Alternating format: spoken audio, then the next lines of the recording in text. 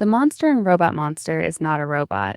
It is a man wearing a gorilla suit with a deep sea diving helmet placed on top of it. This film cost approximately $16,000 to make. It made over $1 million at the American box office. It is 1953. Hollywood is genuinely frightened. Television has arrived in American living rooms, and it is pulling audiences away from cinemas faster than any studio executive predicted. The industry's answer is to offer what a television set cannot: scale, color, and the physical sensation of things flying directly at your face. 3D films are everywhere. Every producer wants a piece of it. A young commercial director named Phil Tucker sees an opportunity.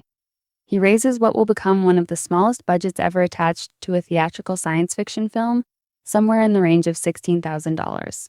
He books Bronson Canyon in the hills above Hollywood for 4 days of shooting. Bronson Canyon is a decommissioned rock quarry with a tunnel running straight through a hill. It looks like it might be the entrance to something significant, or at least to something alien, which is exactly what Tucker needs. Hundreds of westerns and serials have used it before him. Tucker will use it to stage the end of the world. The story Tucker wants to tell is about an alien entity called Roman, who has wiped out almost all of humanity using a device called the calcinator ray, leaving only a small family alive somewhere in the hills. Roman must find the survivors and finish the job. There is one serious problem. Tucker cannot afford to build an alien robot costume. An actor named George Barrows offers a solution. Barrows has made a career performing in gorilla suits, and he happens to own a professional one. He tells Tucker that if the production uses his suit and gives him a screen credit, he will play the monster himself. Tucker accepts. He then places a deep-sea diving helmet on top of the gorilla suit. That is Roman, extension XJ2, the last survivor of an advanced civilization and the destroyer of the human race.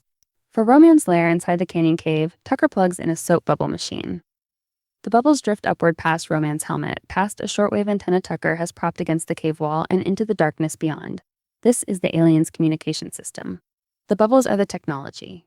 Roman stands among them and delivers his reports to a superior called the Great Guidance. Tucker does not have enough original footage to fill a feature film, so he licenses stock footage from a 1940 production called 1 Million BC. That film used real lizards filmed at close range to stand in for prehistoric monsters. The lizards fight each other. A large reptile with what appears to be a modified sailfin lumbers across a ridge. None of it connects to the plot of Robot Monster. It is simply there to make the film longer. The story Tucker is telling also requires Roman to develop feelings. The alien is ordered to kill the last surviving woman but falls in love with her and cannot do it. This is meant to be tragic. The audience is meant to feel for a creature who has murdered 8 billion people but is now undone by his own emotions. The creature blowing soap bubbles in a gorilla suit makes this slightly difficult to pull off. Robot Monster opens in 1953 and 3D audiences come for the gimmick.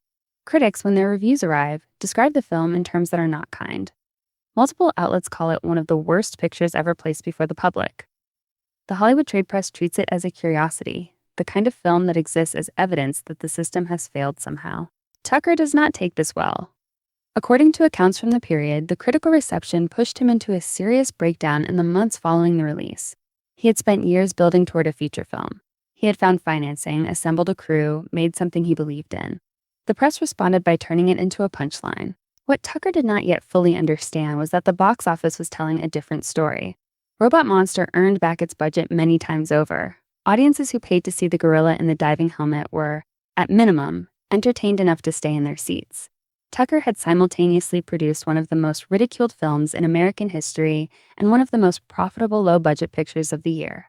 Tucker kept working for decades in television and independent film, but Robot Monster never let him go. The creature kept appearing.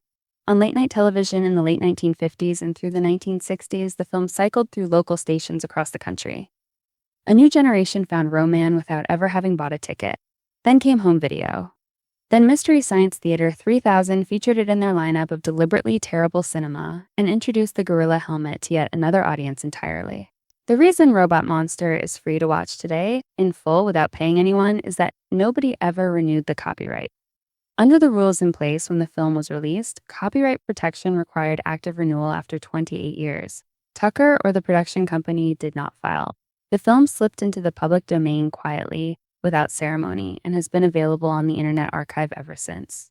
The cave at Bronson Canyon is still there. It is open to the public. Hikers walk through it on weekends. Stand inside it and you are standing in the exact spot where George Barrows adjusted a diving helmet over a gorilla suit. and waited for Phil Tucker to call action on the last day of a 4-day shoot that cost $16,000 and made film history for all the wrong reasons. Robot Monster is on the Internet Archive right now, free and complete. If you want more films that survived on accident and ended up meaning something anyway, follow The Real Vault. There are stranger things in the archive than a gorilla in a helmet, and we will find them.